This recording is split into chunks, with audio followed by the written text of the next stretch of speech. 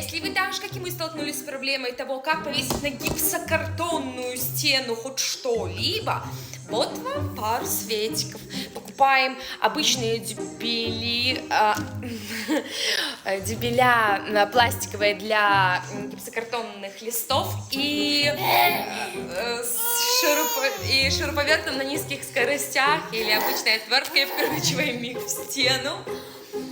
И даже прям очень-очень тяжелые картины, вот эта голова, она сделана полностью из гипса, она прям такая массивная очень, она отлично держится. И даже чуточку больше.